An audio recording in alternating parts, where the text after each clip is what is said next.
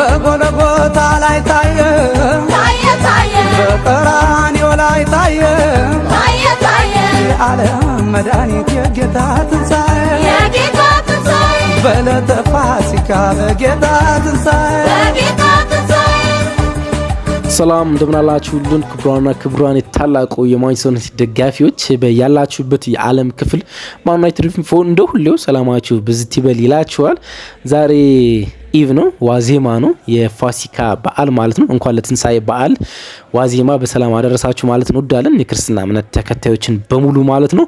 ዛሬ ከእናንተ ጋር የምንቆዩ በፕሪማች ሪቪው ነው። በ32ኛ ሳምንት የእንግሊዝ ፕሪሚየር ሊግ ማንቸስተር ዩናይትድ በኦልድ ትራፎርድ ከሊድስ ዩናይትድ ጋር ጨዋታውን ያከናውናል። ወደ አየርላንድ ካቀናና ከአየርላንድ ልምድ በኋላ ከአየርላንድ ካምፕ በኋላ ነው ይሄኛው ጨዋታ የሚከናወነው። በሻምፒዮንስ ሊግ ተሳታፊ ለመሆንና በፕሪሚየር ሊጉ ለመቆየት ለሊድስ ዩናይትድ ወሳኝ ከሆኑ መርሃ ግብሮች ውስጥ እንደ አንዱ ሰኞ ምሽት ይከናወናል። ስለ ጨዋታው ሀሳቦችን ያነሳን ከእናንተ ጋር ልንቆይ ተገናኝተናል። ስለምታደምጡን በድጋሚ ሀሳብ አስተያየቶቻችሁን የኮሜንት መስጫው ባር ላይ ስለምታሰፍሩልን እንዲሁም ደግሞ ሁሌም ወዳችሁን የላይክ በተኑ ስለምትጫኑልን ከልብ እናመሰግናለን።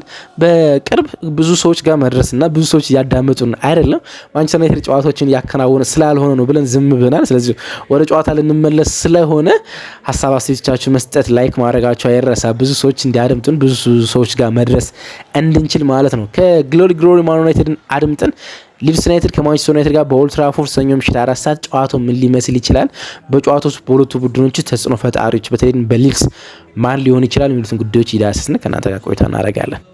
ባሉት ሰከንዶች ላይክ፣ ሼር፣ ሰብስክራይብ ማድረጋችሁ እንዳይረሳ። ምክንያቱም አብሮነታችንን የምትገልጹት በዚህ ወይ ስለሆነ ማለት ነው ተወዳጆቹ።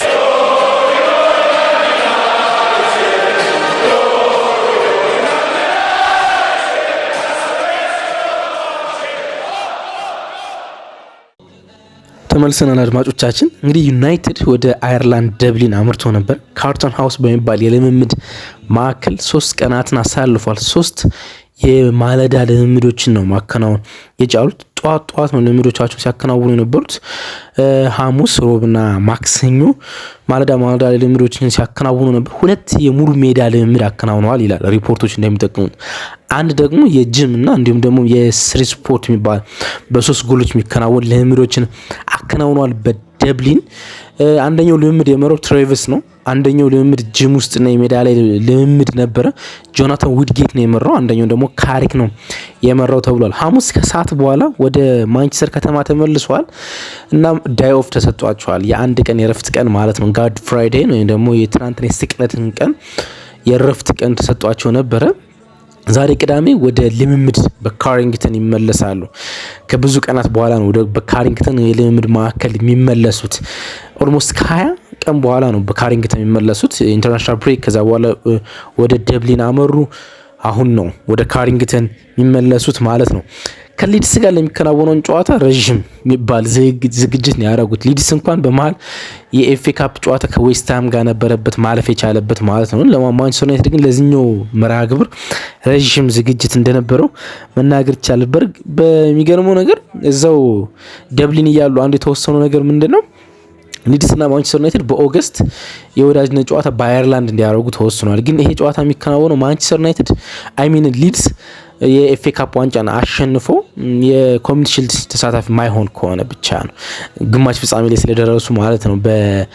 እና አይታወቅም በሚለው ሊድስ ግማሽ ፍጻሜ ደርሷል በኤፍኤ ካፕ። ስለዚህ ዋንጫውን በልቶ ኮሚኒቲ ሺልድ ማይሳተፍ ከሆነ የማንቸስተር ዩናይትድ የመጨረሻ የሚቀጥል ውድድር ዓመት የፕሪሲዝን ዝግጅት የመጨረሻ ጨዋታ ከሊድስ ጋር በክሮክ ፓርክ አርብ ቀን ይከናወናል ማለት ነው። በአየርላንድ ማለት ነው።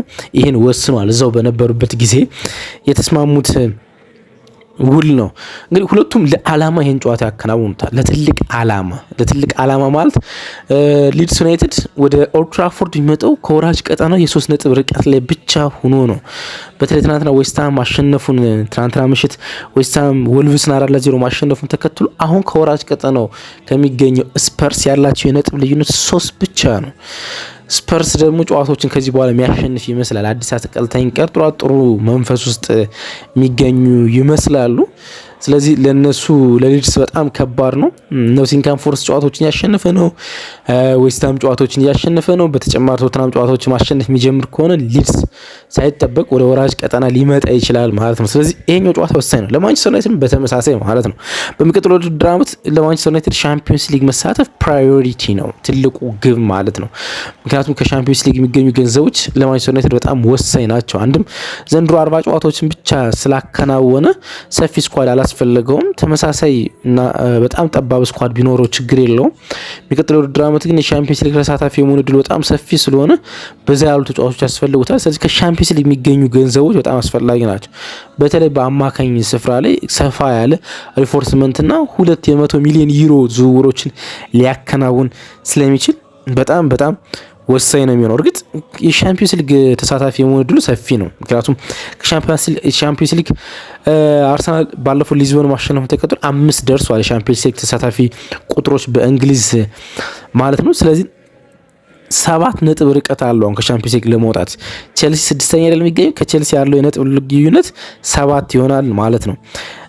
48 ነው ቼልሲ ያለው፣ ማንቸስተር ዩናይትድ 55 ነው። ስለዚህ 7 የነጥብ ልዩነቶች አሉት ከቼልሲ ከሻምፒዮንስ ሊግ ለመውጣት። ቼልሲ ደግሞ በዚህ ሳምንት ከሲቲ ጋር ነው ጨዋታው የሚያከናውነው በብሪጅም ቢሆን ማለት ነው። ስለዚህ ማንቸስተር ዩናይትድ ሲምፕሊ በሻምፒዮንስ ሊግ ይሳተፋል ማለት እንችላለን። ግን ሶስተኛ ሆኖ በጣም ሴፍ ሆኖ ለመሳተፍ እና ደግሞ ከተናፈቀው ደጋፊ ጋር ሲገናኝ በውጤት ለመገናኘት ይሄኛው ጨዋታ ሲበዛ ወሳኝ እንደሆነ ማንሳት ያስፈልጋል ማለት ነው። ዩናይትድ እንግዲህ ከሊድስ ጋር በሜዳው ያከናወናቸው ጨዋታዎች ውስጥ ከተሸነፈ ረጅም ዓመታት ሆኖታል። በጣም ረጅም ዓመታት ማለት ነው። የመጨረሻ 18 ጨዋታዎችን ከሊድስ ጋር በኦልድ ትራፎርድ ተሸነፈ። 11ዱን መርሃ ግብሮች ማሸነፍ ሲችል በሰባቱ ደግሞ የአቻ ውጤቶች ነው ያስመዘግቡት። ለመጨረሻ ጊዜ የተሸነፈ ወደ ክፍለ ዘመኖች ቆጥረን 1981 ዓመተ ምህረት ነው 1-0 በኦልድ ትራፎርድ ፌብሩዋሪ ወር ላይ የተሸነፈ ማለት ነው። ከዛ ውጭ አልተሸነፈም።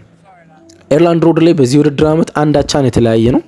ወደ ኤርላንድ ሮድ አቀንተን ከሊድስ ዩናይትድ ጋር ማለት ነው። ስለዚህ የመልሱን ጨዋታ ሊድስ ዩናይትድ ሳይሸነፍ የሚወጣ ከሆነ ከ1994-95 በኋላ በባክ ቱ ባክ ወይም ደግሞ ደብል ይሰራል ሊድስ በማንቸስተር ዩናይትድ ሳይሸነፍ ማለት ነው። ስለዚህ እንዲህ አይነት መጥፎ ሪካርድም እንዳይመሰገን ይሄኛው ጨዋታ ወሳኝ ሊሆን ይችላል። እንደዚህ አይነት ቁጥሮች ያነሳው ነው እንግዲህ የምቆየው ማለት ነው። አንዳንድ ነገሮችን ለማንሳት እንግዲህ ቶታል 20 የመጨረሻ ጨዋታዎችን ብንመለከት በሊድስ እና በማንቸስተር ዩናይትድ ውስጥ ማንቸስተር ዩናይትድ አንድ ሽንፈት ብቻ ነው በሊድስ ያስመዘገበ። የቀሩትን 12 ጨዋታዎች ሲያሸንፍ 7ቱን አቻ ወጥቷል። ስለዚህ ሊድስ ላይ ያለው ሪከርድ በጣም ጥሩ ነው። ማንቸስተር ዩናይትድ መጥፎ ሪከርዶች ያሏቸው ቲሞች አሉ አይደለ? አንዳንዴ እንጠቅሳለን ፓላስ፣ ብራይተን እያለ ማለት ነው። ግን አንዳንዶች ጋር ደግሞ ዶሚናንሱ በጣም መጥፎ በነበረባቸው ያለፉት 2 እና 3 ዓመታት እንኳን እንደቀጠለ ነው። ፉልሃም፣ ሊድስ ጋር የመሳሰሉ ቡድኖች ጋር ያለው ዶሚናንስ እንደቀጠለ እንደሆነ ይሄ ቁጥር በደንብ ሚነግረን ይመስለኛል። ጨዋታው ምሽት ላይ የሚከናወን መርሃ ግብር ነው እና በምሽት ከሊድስ ጋር ካረጋቸው የመጨረሻ 5 ጨዋታዎች ማንቸስተር ዩናይትድ ምንም አይነት ሽንፈት አላጋጠመውም። ከማታ 1 ሰዓት በኋላ ከሊድስ ዩናይትድ ጋር ጨዋታ አከናውነው 2ቱን አሸንፏል፣ እንዲሁም 3ቱን አቻ ተለያይቷል እና ሽንፈት አልነበረውም ከሊድስ ዩናይትድ ጋር በምሽት ባረገው ጨዋታ ማለት ነው። ከክሪስማስ በኋላ ማንቸስተር ዩናይትድ ቶታሊ እርግጥ አንድ ሽንፈት ነው ያለው። በ2026 ከገባ በኋላ እንደ ማንቸስተር ዩናይትድ በጣም ኢንፎርም ቡድን ስለመኖሩ እርግጠኛ አይደለሁም። ከክሪስማስ በኋላ አንድ ሽንፈት ነው ያለው። 14 ጨዋታዎችን አከናውኖ የማይክል ካሪክ ቡድን 8ቶችን ሲያሸንፍ በ5ቱ መርሃ ግብር አቻ ወጥቷል እና ከክሪስማስ በኋላ ያለውን የነጥብ ልዩነት ብትመለከቱ የፕሪሚየር ሊጉ መሪ አርሰናል ብቻ ከማንቸስተር ዩናይትድ የተሻለ ነጥብ ሰብስቧል። ሌሎች የፕሪሚየር ሊግ ቡድኖች በሙሉ ዩናይትድ በነጥብ በመሰብሰብ ይበልጣቸዋል ማለት ነው። አርሰናል 31 ሰብስቧል ከክሪስማስ በኋላ፣ ዩናይትድ ደግሞ 29 ነጥቦችን ከአዲሱ ዓመት በኋላ መሰብሰብ ችሏል ማለት ነው። ያን ያህል ማንቸስተር ዩናይትድ በካሪክ ስር ኢንፎርም ቡድን ነው ወይም ደግሞ ዘ ሞስት ኮንሲስተንሲ ቡድን መሆኑን ማንሳት በጣም አስፈላጊ ነው። ሊድስ ያለፉት 4 መርሃ ግብሮች ጎል ማስቆጠር አልቻለም፣ በፕሪሚየር ሊጉ ብቻ ማለት ነው። በፕሪሚየር ሊጉ ብቻ ያለፉት 4 መርሃ ግብሮች ጎል አላስቆጠረም። በጣም የገረመኝ ዳታ ነው። ከብሬንፎርድ ጋር አቻ ተለያይቷል 0-0፣ ከፓላስ ጋር አቻ 0-0፣ በሰንደርላንድ 1-0 ተሸንፏል። እንደዚህ ጎል ለማስቆጠር በጣም ተቸግሯል። እርግጥ በመሀል ያደረጋቸውን የኤፍኤ ካፕ ጨዋታዎች ማሸነፍ ይችላል። ለምሳሌ ኖርዊችን 3-0 አሸንፏል። ከዌስትሃም ጋር 2 አቻ ተለያይቶ በፍጹም ቅጣት ምት ማለፍ ችሏል። እንደዚህ ቁጥሮች አሉት ግን ጎል ለማስቆጠር በጣም ተቸግሮ ያለፉት 4 መርሃ ግብሮች ማለት ነውና እንደዚህ አይነት አጋጣሚ የነበረው 1982 ነው። 1982 ከጃንዋሪ እስከ ማርች 6 መርሃ ግብር ጎል ሲያስቆጥር ተጉዞ ነበርና በዛ አመት ከሊጉ ወርዶ ነበር 1982 ማለት ነው። አሁንም 4 ተከታታይ ጨዋታዎችን አላስቆጥርም። ከማንቸስተር ዩናይትድ ጋር ማያስቆጥር ከሆነም ደግሞ እንደዚህ ዌስትሃም፣ ቶተንሃም እና ኖቲንጋም ፎረስት ደግሞ ያሸንፍ ከሆነ ወደ ራስ ቀጣና ማምራቱ የሚቀር አይመስለኝም። ግን ደግሞ ከሜዳው ውጭም እንደዚህ በጣም መጥፎ ሪከርድ ነው ያለው። ሊድስ ከሜዳው ውጭ ከመጨረሻ 8 መርሃ ግብሮች ከሜዳው ውጭ ባከናወናቸው በ7ቱ አቻ ነው የተለያየ። ዲቪለሚ በ7ቱ አዌይ ማለት ነው። እርግጥ በዚህ ውድድር ዓመት ማንቸስተር ዩናይትድም ከሜዳው ውጭ ቶታሊ 7 አቻዎች አሉት። የዚህኛው የሚለየው የሊድስ የሚለየው ከመጨረሻ 8 መርሃ ግብሮች ከሜዳው ውጭ ካደረጋቸው 7 አቻ ተለያይቷል ማለት ሲምፕሊና ውጤቱን ስትገምቱ ማንቸስተር ዩናይትድ ከአቻ በላይ እንደሚያገኝ መገመት ይቻላል ማለት ነው። መጥፎ ሪከርድ ስላለው ማለት ነው። ስለ ካሪክ ጥቂት ነገሮችን እናንሳ እስኪ። ካሪክ ሁሉም በኦልትራፎርድ ያከናወናቸው መርሃ ግብሮች ማሸነፍ ችሏል። 6 መርሃ ግብር ማሸነፍ ችሏል። 5ቱን አሁን አንዱን ደግሞ 2001 በመጣ ማለት ነው እና አዲስ አሰልጣኝ ሆኖ ወደ ሊጉ የመጣ አሰልጣኝ በመጀመሪያዎቹ ሳምንታት ብዙ ጨዋታ በማሸነፍ አሁን 4ኛው አሰልጣኝ ሆኗል። ካርሎ አንቸሎቲ 7 መርሃ ግብሮችን በተከታታይ አሸንፈዋል በቼልሲ ቤት። ሰቨን ጎራን ኤሪክሰን ሲቲ ቤት በነበሩበት ጊዜ 11 ጨዋታ ስዊድናዊ አሁን አርፈዋል። ሰቨን ጎራን ኤሪክሰን ባለፈው ነው ያረፉት። 11 መርሃ ግብሮችን በተከታታይ አሸንፈዋል ሲቲን በያዙበት ወቅት። እንዲሁም ደግሞ ፔሌግሪኒ ሰቨን ጎራን ኤሪክሰን 9 መርሃ ግብሮችን ያሸነፉት። ፔሌግሪኒ ከስፔን ወደ እንግሊዝ መጥተው ሲቲን በያዙበት ጊዜ 11 ተከታታይ መርሃ ግብሮችን ማሸነፍ ችሎ ነበር። ከነዚህ ትልልቅ አንጋፋ አሰልጣኞች በመቀጠል ካሪክ በመጀመሪያ ቀጥሮ 6 ተከታታይ የሜዳ ጨዋታዎችን በማሸነፍ ታሪክ ጽፏል ማለት ነው። አሁን 7ኛ ተከታታይ የኦልትራፎርድ ጨዋታውን ለማሸነፍና ከካርሎ አንቸሎቲ ጋር ለመስተካከል ነው በዚህኛው ጨዋታ የሚያከናውነው ማለት ነው። በጨዋታ ውስጥ 2 ተጫዋቾች በሁለቱም ቡድኖች ውስጥ ይጠበቃሉ። 2 ተጫዋቾች ማለት ነው። አንደኛው በሊድስ በኩል ካልቨርት ሊዩን ማለት ነው። ካልቨርት ሊዩን በጣም የሚገርም ቁጥር አለው በዚህ ውድድር ዓመት በጣም የገረመኝ ማለት ነው። ሊድስ ዩናይትድ ኦፍ ዘ ቦል ማጥቃት ውስጥ የተሳተፉት 523 ጊዜ ነው። ቲሙ እንደ ቲም ማለት ነው። ኦፍ ዘ ቦል ራኒንግ የተሳተፉት ወይንም ከኳሶች ወደ ማጥቃት እንቅስቃሴዎች የተሳተፉት 523 ጊዜ ነው። ካልቨርት ሊዩን 282 ጊዜ ብቻውን ተሳትፏል እና ከሊድስ ከኳስ ውጭ ባለ እንቅስቃሴዎች 54% ከግማሽ በላይ የተሳተፈው ብቻውን ነው። ስለዚህ የሊድስ ማጥቃት ሙሉ በሙሉ ካልቨርት ሊዩን ነው ልትሉ ትችላላችሁ። በቃ ካልቨርትን ማርክ ማድረግ የሚቻል ከሆነ ካልቨርት እንቅስቃሴዎችን በተለይ ከኳስ ውጭ ያሉት እንቅስቃሴዎች መቆጣጠር የሚቻል ከሆነ ሊድስን እንደመቆጣጠር እንደመቻል ልትቆጥሩ ትችላላችሁ። የሊጉ ሪከርድ በኦሊ ዋትኪንስ ነው። የዚህ ውድድር ዓመት ከኳስ ውጭ ባለ ማጥቃት ውስጥ በብዙ የተሳተፈው ኳስ እንግዲህ ኦፍ ዘ ቦል ራኒንግ ማለት ጥቂት ለማብራራት ኳስ ለመቀበል የሚደረግ ሩጫ ማለት ነው። የአማካኝ ስፍራ ወይንም ከመስመር የሆነ ኳስ አንድ ተጫዋች ሲይዝ ያን ኳስ ለመቀበል ከተከላካዮች ጀርባ መሮጥ እና ኳሱን ለመቀበል ዝግጁ መሆን ኳሱ መጣም አልመጣም የሚደረግ ሩጫ ኦፍ ዘ ቦል ራኒንግ ይባላል እና ኦሊ ዋትኪንስ 374 ጊዜ ዘንድሮን አድርጎታል። ሁለተኛ የሚገኘው የማንቸስተር ዩናይትድ ብራያን ምቤሞ 369 ጊዜ አድርጎታል። እንዲሁም ደግሞ ኢጎር ቲያጎ የዚህ ውድድር ዓመት ግኝት የብሬንፎርዱ አጥቂ 345 ጊዜ አድርጎታል ማለት ነው። የኦሊ ዋትኪንስ የካልቨርት ሊዩን ግን የሚገርም ነው። ብዙ ማድረጉ ብቻ ሳይሆን ከቡድኑ ግማሹን ያደረገው። በማንቸስተር ዩናይትድ ውስጥ በየሳምንቱ ሪከርዶችን እያስመዘገበ የሚገኝ ተጫዋች አለ። ዘ ካፒቴን ዘ ማግኒፊኮ ብሩኖ ፈርናንዴዝ ከሊድስ ጋር ደግሞ የሚገርም ሪከርድ ያለው። ከሊድስ ጋር ካረጋቸው በሁሉም ውድድሮች 6 ጨዋታ 8 የጎል ተሳትፎ አለው።